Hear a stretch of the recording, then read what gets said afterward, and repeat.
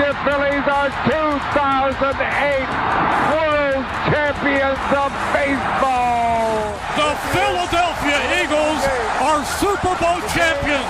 Eagles fans everywhere, this is for you. Now entering the game for Philly Pressbox Radio, Bill Furman and Jim Chet Chesko. It's Thursday, January 22nd, 2026. Welcome to the Philly Pressbox Radio Roundtable, brought to you by the Irish Rover Station House in Langhorne, PA, Cavs, Philly Tailgates, and the STT Sports Network. I'm Bill Furman. I'll be your host tonight, along with my partner, Jim Chet Chesko. Chet, spring training is right around the corner, and Dave Dombrowski says we're set. I kind of have a feeling you might have something to say about that. The Flyers trying to recover after losing 6 in a row. They win, and last night had their heart cut out for them with a terrible loss. Sixers have some all-star news, and you're going to tell us all about the Philly Sports Writers Banquet you attended last night. It looks like it was great. We have plenty to talk about in Philly sports. Yeah, that we do, Bill. And right off the top, a reminder to hit those like buttons and, whether you're watching on the YouTube channel or Facebook, and also do us a solid and subscribe to our Philly Pressbox Radio YouTube channel. You'll be glad you did. We have a great one for all Philly sports fans tonight with the bearded one in the waiting room and roaring to go. That's right. Well, let's get to it. Let's welcome the host of Trending in the AM, the beard of knowledge, as you say. Phil Stiefel is back on Philly Pressbox Radio. Phil, welcome. What's up? It's great to be back, but this is the first time I've been back in my home studio on the show with you guys. So it feels good to be on the home base here for this. No distractions in the background anymore.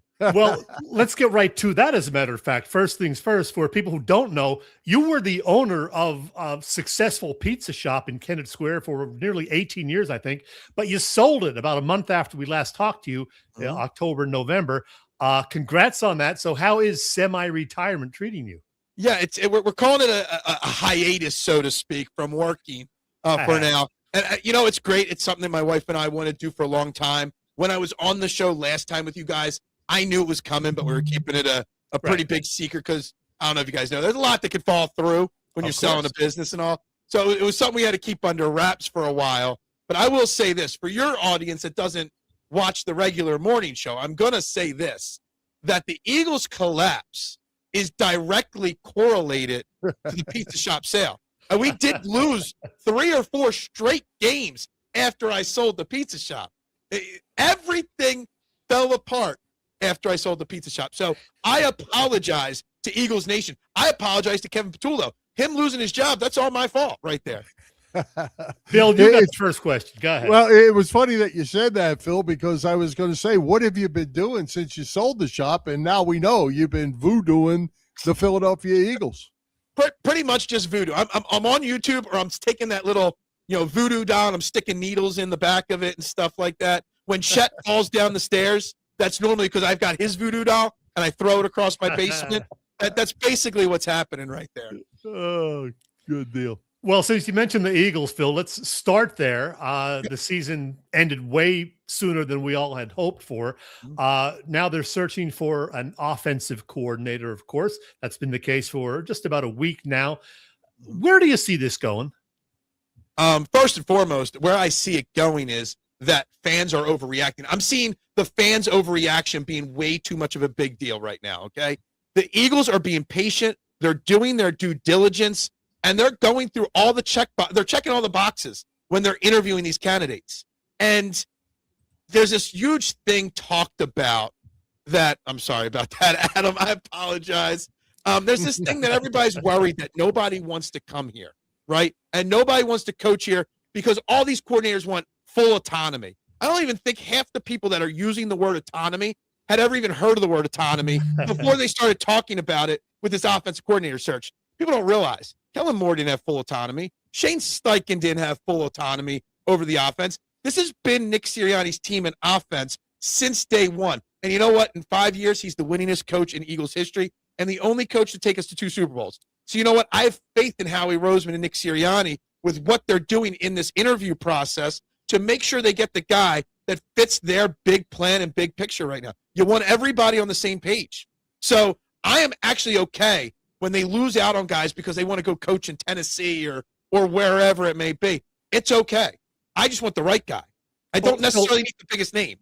Phil, since you mentioned that, let me go to this little clip because a lot of the discussion this week is coming from something that came out of Diana Rossini, who was on WIP on, I think, Tuesday afternoon with the afternoon guys.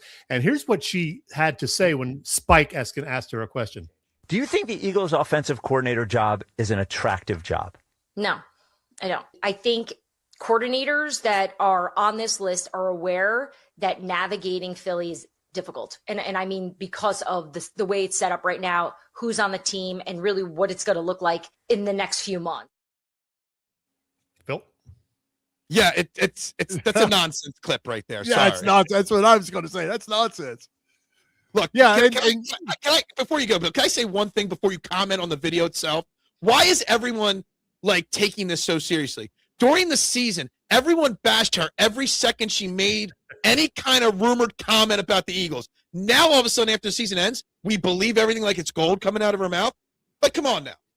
Go ahead. Well, and we've heard everything from Nick Sirianni to Jalen Hurts. Now it's Jeff Stoutland is the problem, and the fans are the problem for egging the house. Everybody's a problem. In the meantime, some of these guys like Brian Dable and some others are going to get head coaching jobs. They're not quitting on the Eagles deal. They're getting better opportunities to be head coaches. You got to take them. I agree. And you know what else is interesting? You know, saying this job is not attractive. You've got a head coach that's been to 2 Super Bowls in 5 years and made the playoffs all 5 years. You've got a GM that has built 3 Super Bowl rosters in the last 9 years, and you've got a quarterback. What is, let me ask you guys a question. What is Jalen Hurts' floor and what's his ceiling? Because I already know what the answer is, what his floor and ceiling is. And how is that not attractive to other people, really? Bill, you take that one. Well, I mean, I'm a Hurts guy. He definitely didn't play well down the stretch. I'm with you. A lot of things didn't go well, but there were a lot of other things that didn't go well too, mainly the offensive line. That's where I'll start. And then A.J. Brown comes into play, and Hurts comes into play. He didn't play well. Play calling was suspect. I'm all on board with that, but I'm not giving up on Jalen Hurts for even a second. What's his floor? His floor is reaching the playoffs every year. His ceiling is Super Bowl MVP champion. And in between there, it's still Super Bowl outperform Patrick Mahomes in a losing effort. So I don't want to hear nonsense that's not an attractive job. Maybe it's not the right fit for Brian Dable or Mike McDaniel, but it's still an attractive job. And I don't know all your careers, like every job you guys have ever had, but I'm assuming at some point you guys went on interviews, and at some point you interviewed people, right, for jobs. Did you always get every job you interviewed for? Did you always hire every candidate that you interviewed? No. So I think there's so much overreaction to those two guys getting jobs or going wherever else, and it's insanity. It really is. I like Hurts. I'm just not sure that he's elite, so we can differ on that. But it doesn't matter whether he's elite or not. Right. You know, he's still going to lead you to the playoffs at a minimum every single year. So how is that not attractive? Since I played the Diana Rossini clip, let me give you the counterpoint. And this is Greg Olson, who was on the New Heights podcast yesterday with, Jason and Travis. This is what he had to say about the opening. I love Sirianni, and I know he gets a lot of flack and people want to come after him. I love him. I love his energy. I love his edge. I love the way he manages the game. And I end up fighting the entire universe on behalf of him a couple weeks ago. If I'm an offensive play caller, I'm doing everything in my power to get that job. That's a great job. There you go. Yeah. Well, I think the other thing that's getting lost in the shuffle here is the talent is still there. The talent on the field isn't changed. It's going to change a little bit, but for the most part, the core is coming back. So all this panic about what's going on is, and hopefully they're coming back healthy next time. But the tank is still full. I mean, you're exactly right on that. I mean, literally, like this team, people are acting like they're acting like it's the 2020 Eagles again, where we go from the playoffs to what were we, 4-12 that year or something like that? Like the sky is not falling. The world is not ending. You still have a Super Bowl caliber roster on offense and defense. And Howie Roseman is an elite GM. Jalen Hurts might not be an elite quarterback to you, Jim, but Howie Roseman is an elite GM, one of the best in the game, and he's going to have the roster filled out again to compete for a title again next year. The Super Bowl window is not closed. The Super Bowl era is not over. Eagles fans just need to relax. Chill out. Calm down. I'm with you. Phil, will that roster include number 11, and should it include A.J. Brown? That is like literally the hardest question of the entire offseason, in my opinion, and I literally have no idea whether he'll be here or not.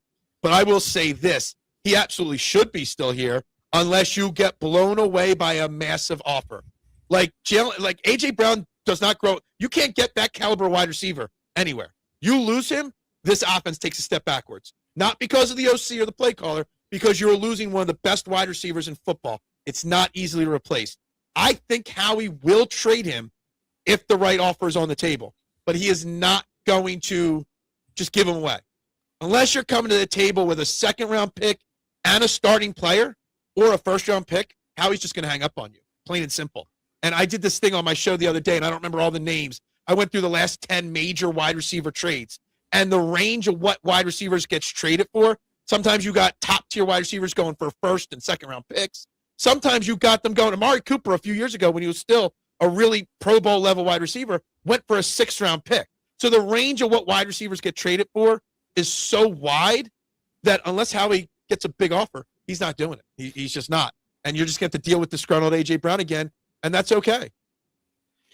Yeah, and, Phil, I have a couple of contacts that told me actually last year, depending on how the draft fell, and that Travis Hunter trade that jumped up to number 2 to Jacksonville kind of messed things up. But depending on how that fell, that number 4 pick was going to come to the Eagles for A.J. Brown. That was it. That was in the mix. That was real. That's interesting. I did not hear that rumor or anything like that, but that's something that Howie Roseman would say no problem to, right? Like that's a no-brainer. But outside of that, he's not going to accept. People keep saying the Patriots 3rd-round pick. He doesn't want no 3rd-round pick for A.J. Brown. I don't know if you guys heard this. It was earlier this season, like the second big blow-up with A.J. Brown. Jason Kelce was on Monday Night Football, and he actually broke down in tears talking about his relationship with Lane Johnson. And earlier in the days, they had a beef just like A.J. Brown and Jalen Hurts. Best friends, ended up with a beef, didn't speak for 6 months, and now they're still best friends. So Jalen Hurts and A.J. Brown are grown men. If they want their relationship to work, they can figure it out. Hey, Phil, I do want to talk Sixers and Phillies with you, but I have one more NFL question. The conference championships are now set. Patriots, Broncos, Denver, of course, without their starting quarterback, and Seahawks, Rams. Who's going to the Super Bowl and who takes the Lombardi Trophy? Oh, man. It's going to be so tough for the Broncos without Bo Nix. It's not a knock on Jarrett Stidham, but Jarrett Stidham is Jarrett Stidham. You know what I mean? Never started a playoff game. It's got like 4 or 5 career starts. Yeah. Unfortunately, if Bo Nix was there, I'd be predicting the Denver Broncos winning that game. But without that, it's the Patriots. I think the Rams will beat Seattle, but I'm going to be rooting for the Seahawks because I'm a Jalen Hurts guy. And I'm not a fan of Josh Allen or Lamar Jackson, but Sam Darnold can be the first quarterback from his NFL draft class, the 2018 draft, to play in the Super Bowl over Josh Allen, Lamar Jackson, Baker Mayfield, and all the rest. Sam Darnold could be the first one to start a Super Bowl. So I'm pushing for Seattle, but I think it's going to be the Rams. And winning that game, if it's Seattle, I think the Seattle Seahawks could beat the Patriots in the Super Bowl, but I think the Rams would be. So the NFC team will be the one that wins the Super Bowl. I'll be a little devil. I'll just kind of play it in the middle there. It's funny because that AFC game you mentioned the quarterback situation. Sean Payton is a really good football coach, and he's not going to mail this game in. Oh, not at all. I'm really kind of interested. On paper, this is all New England, but the game isn't played on paper. Vegas doesn't seem to think the game is played on paper, as that line is pretty close considering it's a backup quarterback coming in. So it'll be fun to watch. But hey, Phil, moving on. Dave Dombrowski says we're set. What do you think? I'm content, Aren't you guys content? Come on now. It's laughable. Not exactly. I will go very broad stroke with this comment here, okay? I got asked a question on Trending in the AM on today's morning show, and there's actually a poll question on the STT Sports Network YouTube channel running live right now. Are the Phillies closer, I was asked, to missing the playoffs or winning a World Series? And I hate to break it to you, it's missing the playoffs that they're closer to than winning a World Series. Running it back for the 5th year in a row. When was the last time the Phillies ran it back 5 years in a row? 2012. And what happened in 2012? And what did that team embark on after that in 2012? 9 years of playoff droughts. Yep. I am scared out of my mind for what this season might bring. Yeah, I'm with you. Now, Rob Thompson still likes the pitching staff, but there are a lot of questions, with Suarez gone and Wheeler coming back off the health issues. Andrew Painter still an unknown as far as a major leaguer. So what do you think of the starting rotation? I think the starting rotation's got question marks for sure. No doubt about it. I'm very high on Andrew Painter. I don't take into account too much his stats last year in AAA. I think he was just working on things. He knew he wasn't getting the call. We thought he was, but he knew he was, and he was working. He basically had a season-long spring training last year, and you never take into account spring training stats for pitchers, so I don't take into account Andrew Painter. I think Andrew Painter will be fine.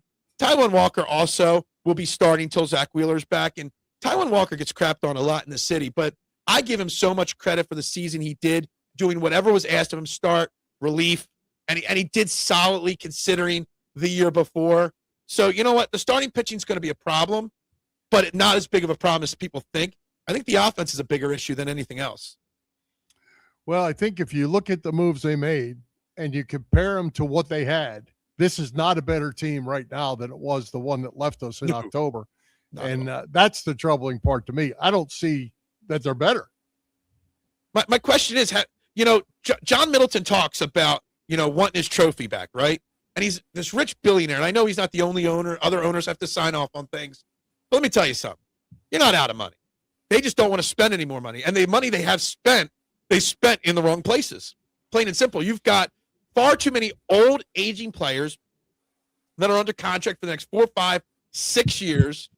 It's a problem. You got Zach Wheeler for only one more year, but Aaron Nole's contract is terrible. You got Trey Turner and Bryce Harper. Their contracts are going to age poorly, in my opinion. And you just gave 3 years to JT Realmuto. It's going to be 38 years old when that contract's up. It's not good. All the money is spent in the wrong places. You gave Kyle Schwarber. I was just going to say, Kyle Schwarber, he might not age as quickly because he's just a DH, but you just gave $150 million to a DH when your team has holes all over the place. I didn't want to lose Schwarber, but I was okay if they said no. I would have taken that Schwarber money and spent it in 100 different places, and you might have a better roster. You might have lost your leader, but you would have a better roster. And Dave Dombrowski, I'll just say this. I think the game's passed him by. This is his last go-around. I think by the end of this season, he will be gone unless a miracle happens, which I just don't see happening. Well, Phil, in addition to losing Bo Bichette to the Mets, those Mets also signed Luis Robert and just added the pitcher, Peralta, last night. So are the Phillies still the best team in the National League East, or have the Mets overtaken them again?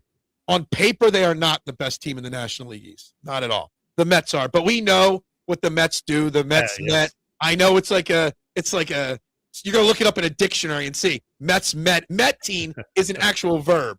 But on paper, the Mets are the way better team on paper. But they have been about a dozen times over the last dozen years, so it hasn't really worked out for them. Look, on the Bo Bichette thing, I don't know if the Phillies were actually really in play for him ever. I really, truly believe the narrative that he played us to get more money elsewhere, more years elsewhere. Dombrowski saying, well, we thought we had a deal. Until that's signed, you don't have a deal. You're telling me you couldn't match or make an adjustment to your deal. I don't think he ever really, truly wanted to give Bo Bichette $200 million. I really don't. And I don't want him to. I have no problem with not getting Bichette. He's got Alec Bohm numbers. He's not that guy, and he's got to change positions, and he wasn't good at the first position he was playing. So I think Bo Bichette's a slight improvement over Bohm, but I said this on my show many a times. You get rid of, because they were going to get rid of Alec Bohm if they signed Bo Bichette. Right. Bo Bichette or Alec Bohm and JT Realmuto, what's better? Alec Bowman, JT Realmuto is probably better than Bo Bichette. Yeah. Honestly. Absolutely. Well, go ahead, Bill. Well, I was going to say, where do you stand with Nick Castellanos? I say he doesn't make it to camp, which is only 3 weeks away. What say you? Dave Dombrowski said in his presser the other day that they are still looking for a trade partner for him, and he said that he still fully expects him not to be here in 3 weeks. Right. So basically, what they're going to do is if they don't have a trade partner, they're just basically going to cut him in 3 weeks. There was a video circulated around, I think, from his wife, of him taking ground balls, so he might be trying to get to first base for other teams. There is literally less than a 1% chance he is on this roster in Clearwater in 3 weeks. Going to be interesting. Hey, let's talk a little Sixers hoops. Joel Embiid in the lineup tonight, as is Paul George. Kelly Oubre came back a week or so ago. Tyrese Maxey playing 43 minutes or whatever every night. How you feeling about those 10-9-8 76ers? Well, I made a goal, or a rule and a goal, and I've stuck with it so far, that I was going to set no expectations for this team. No expectations whatsoever. If they won, great. I'm going to cheer them. I'm going to watch all their games. If they lose, I'm not going to be pissed off and scream and cuss at my TV. And I've stuck to that. But this team does have talent. This team does have an opportunity in front of it. They might need to make some moves. But on the flip side, I don't know. I don't know what to think. Joel Embiid's playing better and better every day. Paul George is rounding into shape. You got to find a way to trim Tyrese Maxey's minutes down. You really do. The kid, the last 4 or 5 games, we've been playing poorly lately. You look at his shot. He's tired. He's gassed already.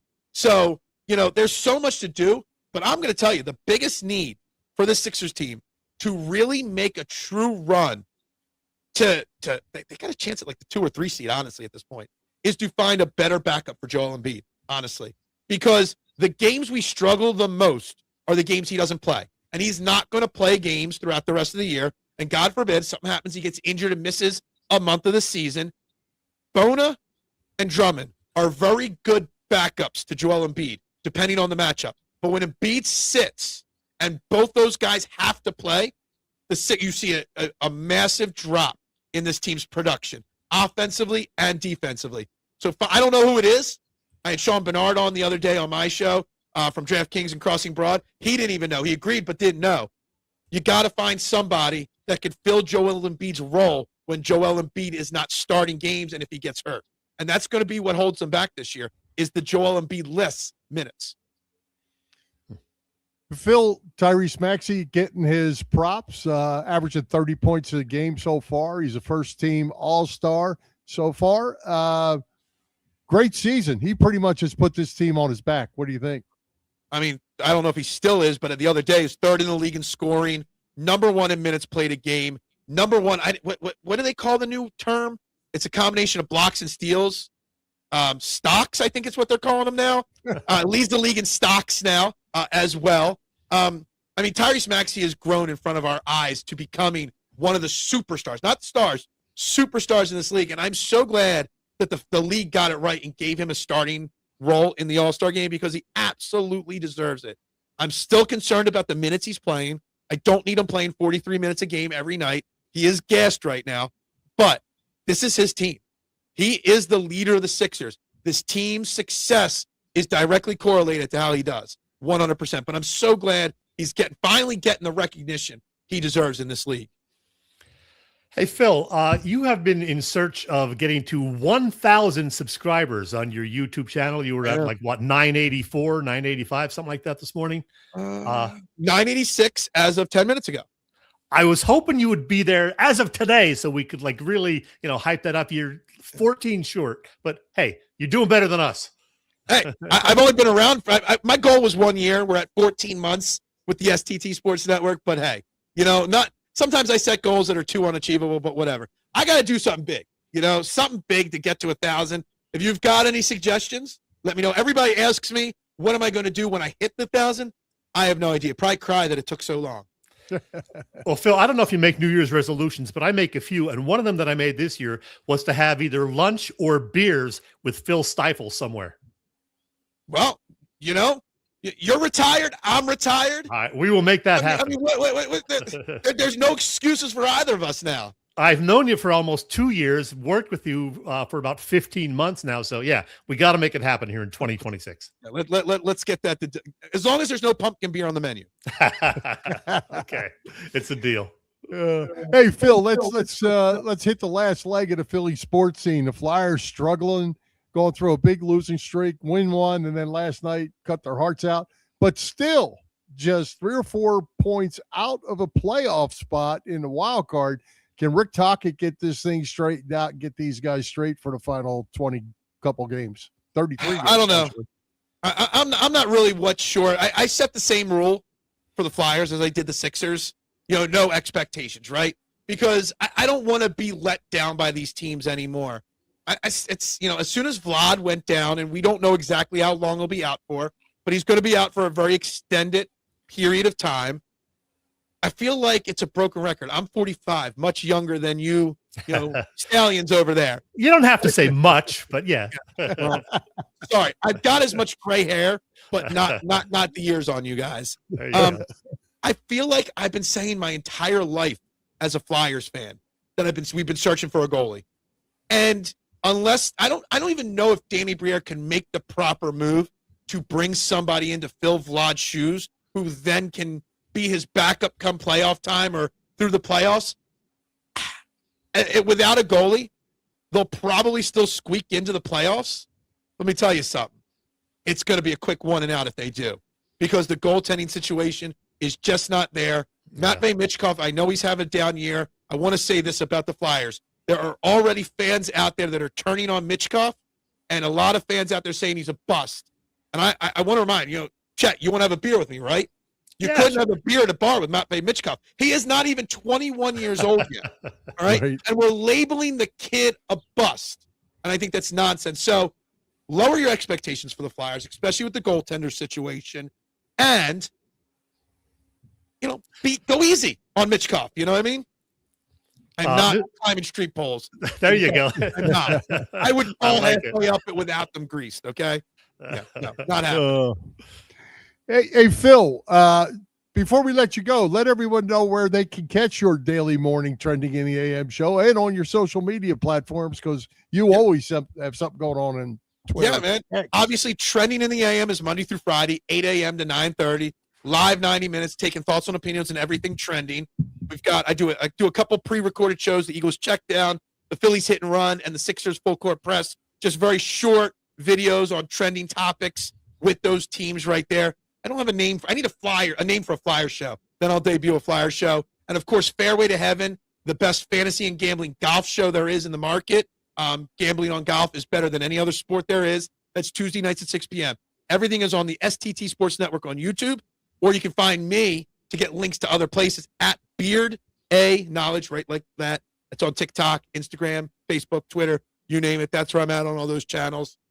Guys, I appreciate coming on again. We'll do it every 3 or 4 months, Phil. Love it.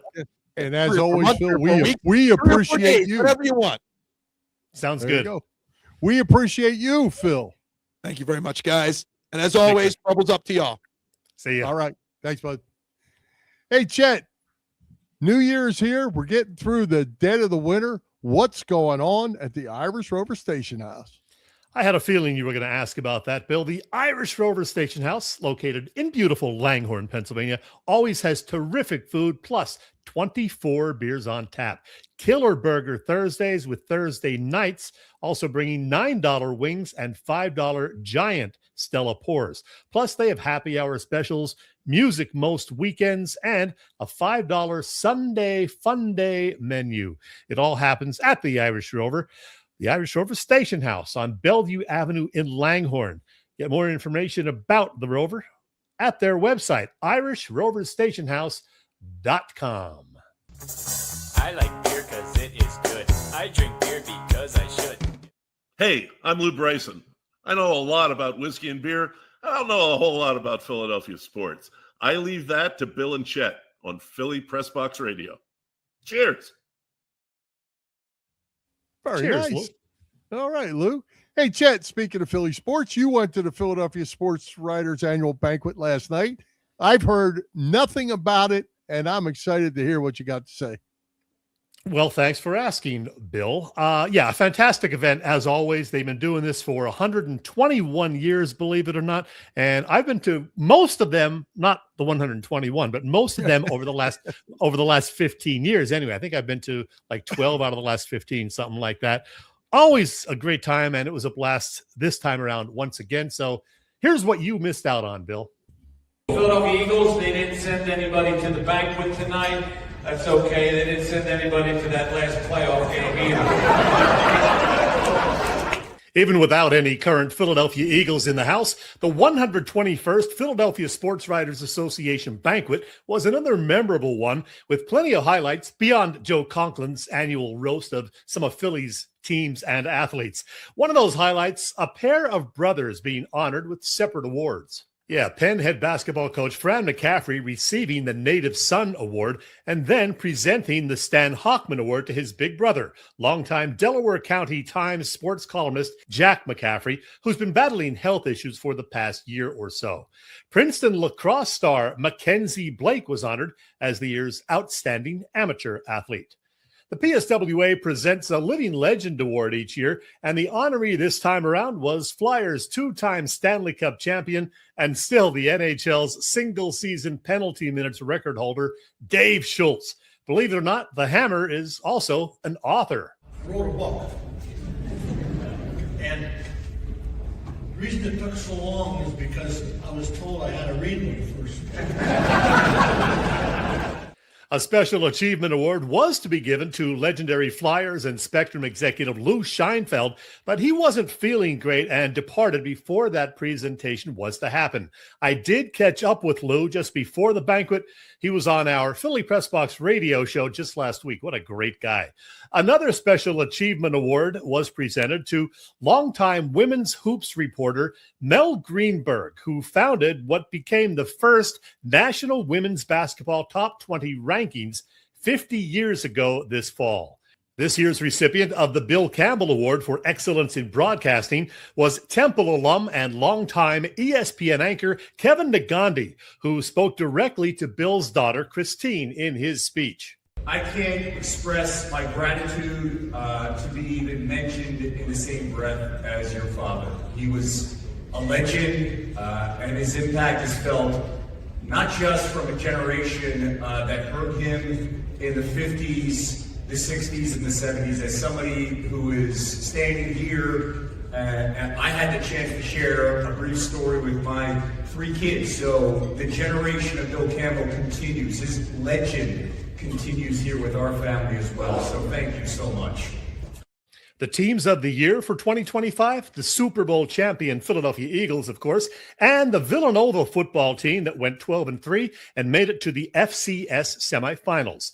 The Sports Writers Association hands out a Living Legend Award or two each year, and this year's honorees were the 2001 Philadelphia 76ers team that made it to the NBA Finals, but came up just a bit short of the title thanks to a star-studded LA Lakers team. On hand to represent that 76ers squad on their 25th anniversary was a key reserve from Larry Brown's team, Jumaine Jones, whom I caught up with just before the banquet. You know, just to be able to start the season out 10-0, to be able to keep that going, to be able to win every award possible that year, the six-man coach of the year, defensive player of the year, to win everything except for the championship, which was the disappointment. But, you can't argue playing against arguably 2 best players that ever played the game. Dominant is Shaq and Kobe. Can't be too disappointed, but, we get to celebrate our 25th anniversary this year. Hey, you mentioned your own coach and the MVP. What are your memories of Larry Brown and Allen Iverson? I'm sure you got some great ones. Well, it was great just watching so much greatness in Allen Iverson. Another guy who's one of the greatest players that ever played the game, and just, his heart and hustle that he put into the game, man, and just to be around that night in and night out for 2 years, it just was a blessing. And to see a coach like Larry Brown, who's a living legend, and, to learn from him, throughout my career, I think that's what kept me around the game so long, just stealing a lot of his knowledge that I, took in while I was with him. Last thing, do you still watch the NBA and the 76ers, and are they going to get back to the playoffs this year? They'll definitely get to the playoffs. I'm hoping that they get a little healthier. towards the middle of the year after this All-Star break. If we can get Joel Embiid at least 95% and get Paul George back, I think, we got a pretty good chance. One of the true highlights of the night was the presentation of the Most Courageous Award to Frankfurt High baseball coach Juan Namnun, who is a survivor of male breast cancer. He was diagnosed in 2022 and is now in remission, and these days is doing whatever he can to spread awareness about that rare disease, which is why he considers himself not just a cancer survivor, but a cancer warrior. I'm honored to be an ambassador with the American Cancer Society, a wonderful organization that I have partnered with. That I guess what I'm excited about is that being in the sports world, being somebody who has been involved with baseball my entire life, I guess I provide a different lens. I provide a different voice.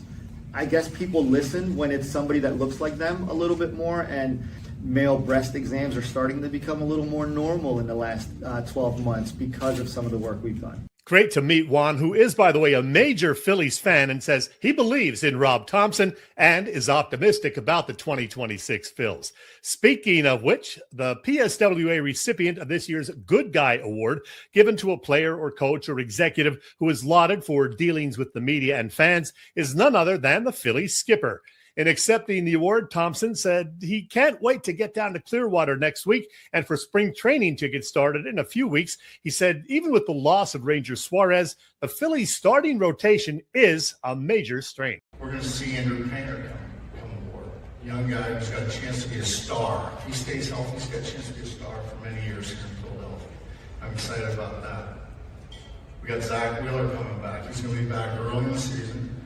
He's going to be pitching well again. We got Jesus Luzardo, who we got in a trade last offseason. Aaron Nola is going to pitch for Team Italy in the WBC, so he's going to get a head start. He's going to have a bounce back here. So I really feel good. I'm forgetting somebody. Oh! The guy that I thought should have. Yeah, you are.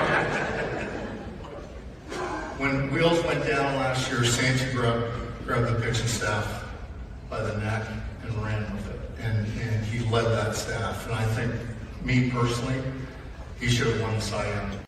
Yes, that is Christopher Sanchez, a few feet to Topper's left. Sanchez was on the dais because he was honored as the year's outstanding professional athlete. Sanchez's speech, well, was even shorter than one of his 3-pitch strikeouts.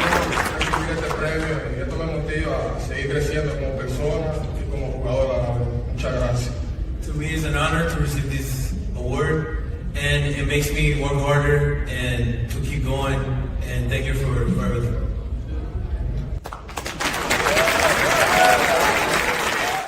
Yeah, that's it. Getting back to Rob Thompson, he earlier this week seemed to take exception to the view that the Phillies are running it back. Even though outside of a couple of outfielders, it will be the same lineup of veterans most games, something that Joe Conklin had some fun with.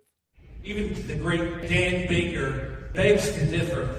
Ladies and gentlemen, these changes for the Phillies, there are none. This is running it back, Rob. Joe Conklin, always a hit. And as Joe noted at the very top of this piece, there weren't any Eagles players on hand, but you know who did show up? Yes, indeed, Swoop and a bunch of Birds cheerleaders. Fun night, all in all, at the Doubletree by Hilton in Cherry Hill for the 121st PSWA Banquet.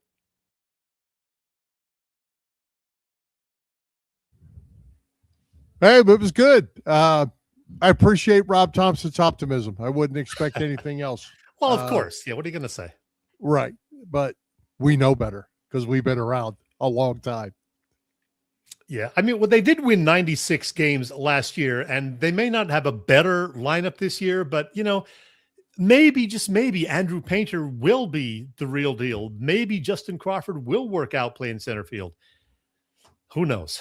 Well, you know, I get that, and you certainly hope they do well, but they're kids. They're going to struggle because they're rookies, and you know, Justin Crawford's liable to come up, set the world on fire, hit 600 for the first month, and then hit 100 for a month. You know, that's just part of being young and having to learn in the big league. So he's a ground ball hitter without a lot of power. So man, if he hits but a lot of right speed, a lot of speed. So yeah. Let's hope for the best, Bill. Yep, absolutely. Hey, I'm just going to provide you useless information. Okay. For once, Fran McCaffrey. Yes. Fran McCaffrey has a son who is also a basketball coach. Did you know that? I did not know that. He is coach at Butler. But the key point to that is Connor McCaffrey's the boyfriend of Caitlin Clark. Did not know that. And did So I now hear the loop Caitlin Clark? is closed. Caitlin Clark is having a birthday today. I think I heard that somewhere today also. I don't know. She's 24 years old. I think it might have been today or yesterday, sometime recent. Yeah, 24 years old. But Connor McCaffrey, Franny's son, is her significant other. Interesting. And the banquet was great. It really was. They do such a good job every year. I am part of the PSWA, but I don't do a whole lot of anything in terms of the planning of the banquet. I go to an occasional meeting, but they have people who are far smarter than me organizing all of that. They do a wonderful job. So it was great. And in addition to what I showed you there, it was great to catch up with Joe Watson, Bob Hound Kelly, Lou Nolan, Phil Martelli was there. So, a lot of familiar faces on the Philadelphia sports scene. So very cool event every year. And that's why I keep going back. How was the attendance? Was it good? 400 plus. So, nice. They could squeeze more in there. I think they had over 800 that several years ago. Wow.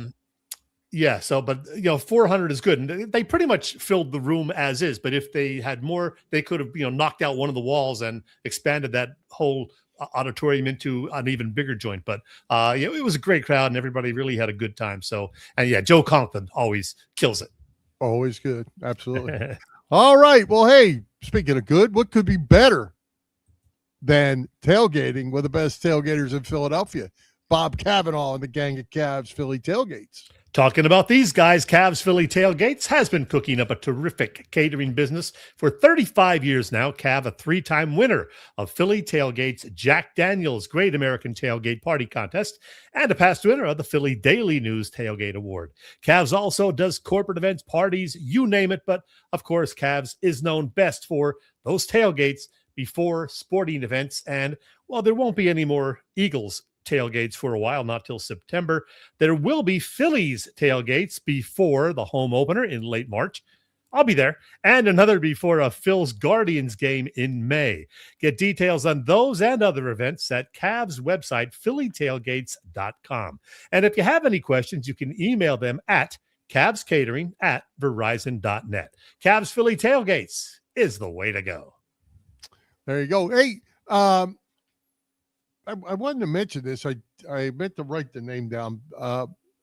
Our buddy Mike Barnes, your buddy, yes, and our friend, is now running a charity of his own.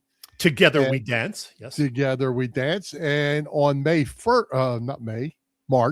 1st, they will be in Clearwater for the Phillies-Yankees game, and it's an all kind of trip you can win or be part of or whatever. Shane Victorino is going to be part of that. Yes. It's going to be a big event in Clearwater for the Phillies-Yankees on March 1. Yeah, Shane Victorino, a great friend of all of Mike's charitable organizations that he's involved with. So I got to meet Shane through Mike a couple of years ago. They had a little Hawaiian thing outside Xfinity Live, as it was called then. Yeah, Shane, a cool dude, and Mike is doing a great job with this new foundation of his that he began, I guess, early last year or in the spring. They've been like really banging it out with events over these 8 or 9 months that started. Nope. Shout out to Mike. He does a great job. And if anybody wants to be part of that, I think you can go to his website or his Facebook page or to him directly and get the details on how you can be part of that trip to Clearwater or maybe go to the game if you're already going to be in Clearwater. Bill, I'm going to have a random chat for you in just a few minutes. But before we get to that, we didn't get to talk with Phil, or you and I got to talk about the Hall of Fame voting that was announced last week. Chase Utley did not get in, but he came very close. Are you surprised at how much support he's gotten in a short amount of time and how little support J-Roll is getting? Yeah. I'm really surprised that Utley did as well as he did. He finished third, and you know what? He's got enough votes that he's probably going to get in, and he might get in as soon as next year. Next year's class, Buster Posey's probably gets in. Yeah, that's about it. He's not a lock in my mind, certainly not as a first ballot guy. Right. So I think Chase has a really good chance of getting in next year. His voting actually went up 20% from last year to this year. Jimmy, he was low enough that he might not ever get in. And as I've said all along, surprising. Yeah, as I've said all along, there shouldn't be one without the other in my mind with those two. Back to the Trammell-Whitaker. Trammell's in and Whitaker never got a sniff. Mm-hmm. Yeah, I hear you. And I don't get it because I think they, are comparable in terms of the quality of, player that they were. Rollins, of course, won an MVP. Was he rookie of the year also? Yes. Rollins? Yeah. I think he was. And so, the numbers are similar. Rollins actually had better numbers in many of the categories. So I don't understand it at all, but I'm not a baseball writer who gets the vote. Yeah, and along with that, Bobby Abreu and Cole Hamels got some support too. Yeah, Bobby Abreu is a career 300 hitter. I certainly was part of a lot of bad Phillies teams. He was. So he doesn't get quite the shout out, but when you look at the career numbers, Bobby Abreu is pretty good. Yeah, absolutely. But I do think Chase Utley is going to get in next year. I really do, because of, like you said, how he's been progressing and the fact that next year's newcomers, all in all, pretty weak bunch of candidates. If Chase doesn't get in, it's either going to be Posey or it's going to be nobody. Yeah. And they've done nobody before. They have. Yeah. All right. You say you teased us with a random Chet. What do you got? Let's do it. Yeah. Well, you know what, Bill? This is hard to believe, but at the end of April, we will be celebrating the 12th anniversary of Philly Pressbox Radio. Hard to believe, Harry. We started late April of 2014. We were just kids back then, Bill. So mark your calendars for that. But this month, we are celebrating a different anniversary. See, it was the first Wednesday of 2021 that we debuted, Random Chet. Hard to believe, but who knew? 5 years ago. Yeah, I keep track of this kind of crap, Bill. It was 5 years ago this month, and the first one happened to be about National Bobblehead Day, which is January 7th every year. But then the second and third ones, well, they were both pretty memorable.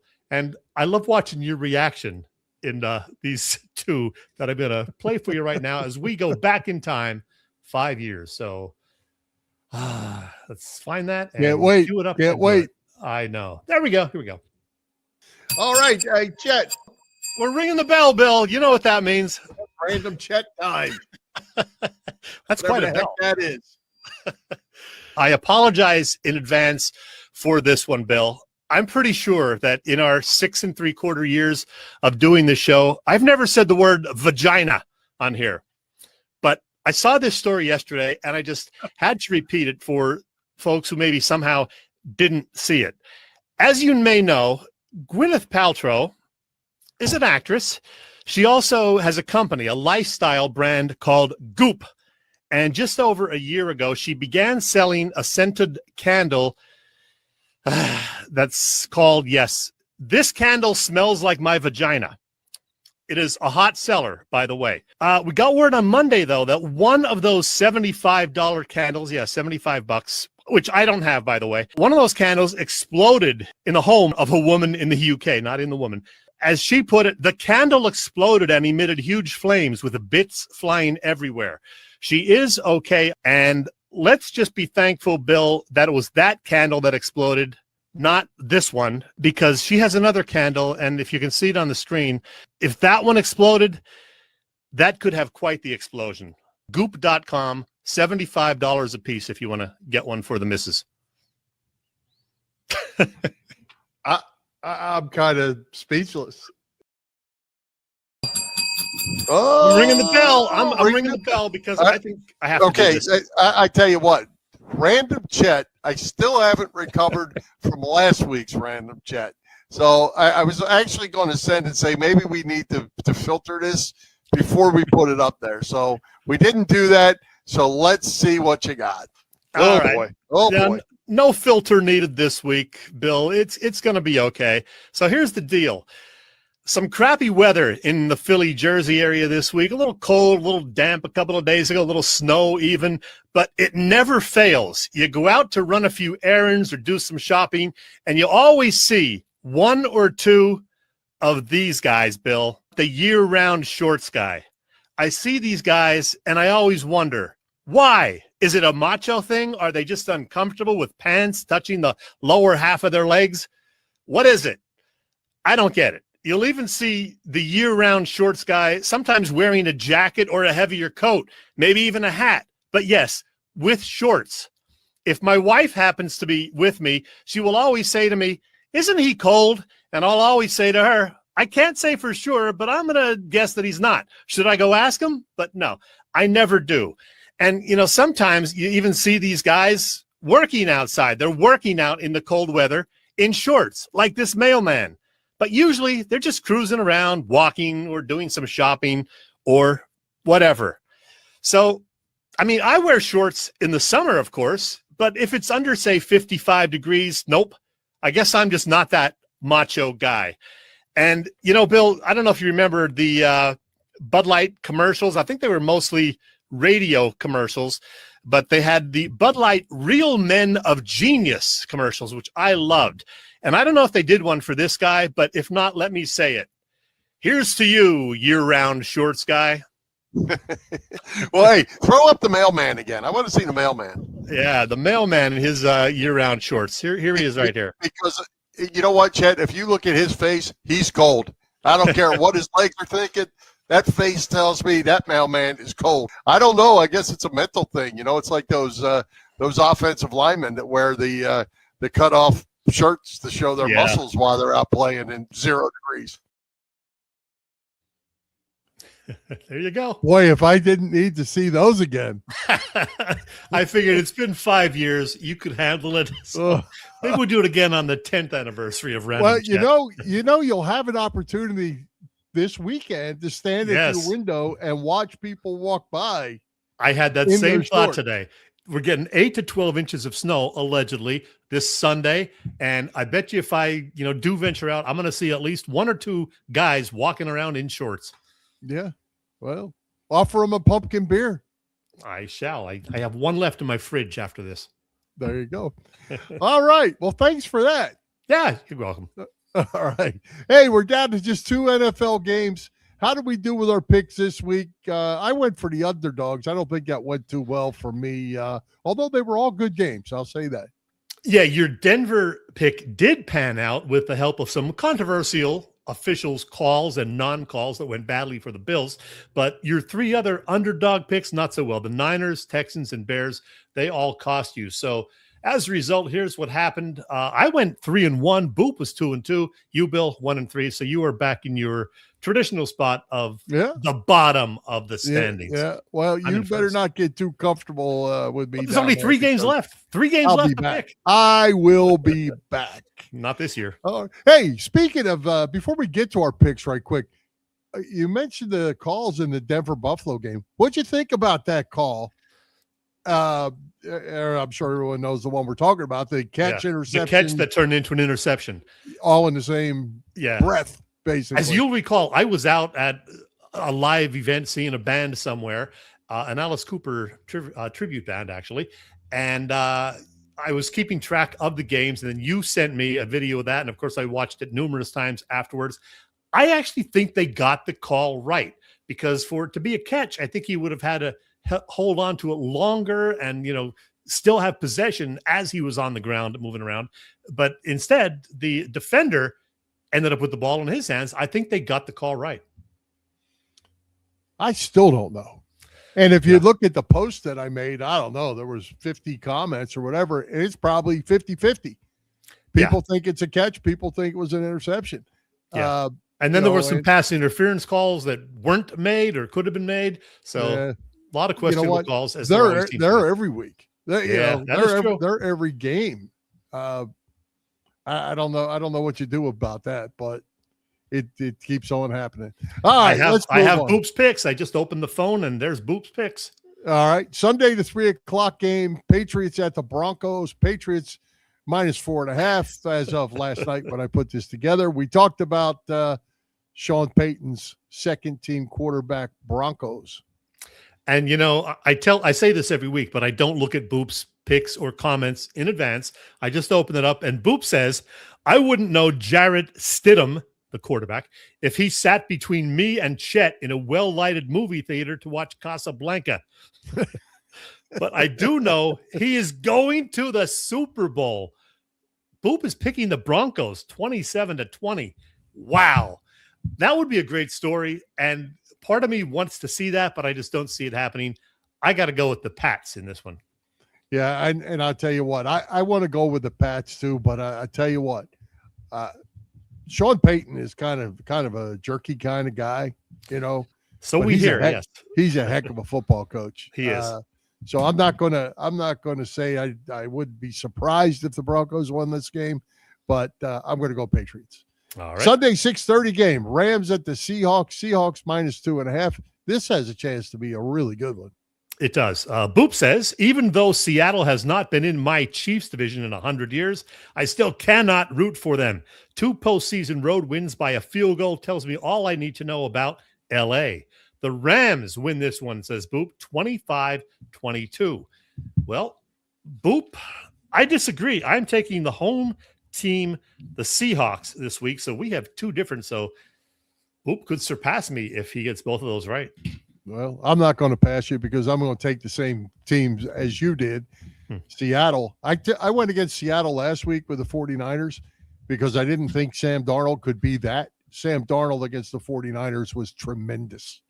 Yeah. And they should be real good games, both of them. And I just don't like Sean McVay. I don't know why. Just don't like him. And, if we do get that snow that we're talking about, I am just going to sit my ass on the couch all day Sunday. I'll worry about the shoveling on Monday. I'm going to sit back, relax, watch some good NFL football. Well, maybe you better go out tomorrow before the snow comes and get you some more pumpkin beer so you can sit there all day. Oh, I have plenty of beer in my fridge. Don't you worry about that, Bill. All right. Hey, great guest tonight of Phil Stiefel. Who's coming to Philly Pressbox Radio next week back on our regular Wednesday, 7 p.m. time slot? Well, next week, Bill, our guest is a legend who is kind enough to visit us pretty much every year, a week or week and a half before the Super Bowl. He is an Eagles Hall of Famer, a Pro Football Hall of Famer, a Super Bowl winning coach, not with the Eagles, unfortunately, and one of the most respected guys in the football world and beyond. Back on our show for a 5th straight year and 6th time overall, the great Dick Vermeil. And you know what, Bill? Because you enjoyed our revisiting of Random Chet so much this week, I'm going to have a new Random Chet for you and our viewers next week. We'll make it better than the first one. Come on. That was fun. That was fun. It was fun. Let's Anything else before we wrap it up? We got any loose ends? I got nothing else. Let's see. Bob Moser likes New England to win. Oh, no, move back up and where Bob says, yes, Bill will win. Oh, God. Yes, Bill will win. Okay. See, well, Bob clearly, knows. you and I have the same pick. So if you win, I win. So you ain't going to win the competition. Oh, he's talking about it in the long haul. I'm a long haul. Oh, yeah. Okay. Somehow Marathon, Denver wins this game, says Robbie. That play is a so-so 50-50. The one we were talking about. Hey, I got something for you. Yes. Do you know who Oz Perlman is? No, I do not. He's a mentalist. He's a mentalist. Okay. And he's been to a whole bunch of NFL camps. He's been to college camps. Oh, yes, I have. Yeah, I've seen, you've sent me a clip and I've seen some of the other clips. He's fabulous. He's fabulous. Yes. Well, back in August or whatever, he went to the Rams camp and he had Devontae Adams do some deal, and as a result, the Rams were going to go to the Super Bowl. Huh. So were the Denver Broncos. Oh, that's right. That's right. Yeah. So here we are. One weekend before, if this guy picked the right teams in August, that would be pretty dang scary. Check out Oz Perlman. I'm addicted. Yeah. I'm addicted. I have seen his clip. Yeah. I said to my family, they're like, you're nuts. I said, yeah, the guy is just tremendous. Check him out. OZ. Yep. But he goes by Oz. Oz. But it's OZ Perlman. Check him out. It's really good. Good stuff. I got nothing else, Bill. Wrap it up. All right, let's wrap it up. Let's thank tonight's special guest, Phil Stiefel. Our sponsors, the Irish Rover Station House, Cavs, Philly Tailgates, PPCC, 118 Raz Room. For Jim Chet Chesko, this is Bill Furman. We hope you enjoyed the show. We'll join Philly Press Box Radio next Wednesday, January the 28th at 7 p.m. You can see us live on Facebook, on our Philly Press Box Radio YouTube channel, and on the STT Sports Network YouTube channel, and listen on Apple Podcasts, iHeartRadio, and all the others. High hopes, Philadelphia sports fans. Happy trails to we meet again.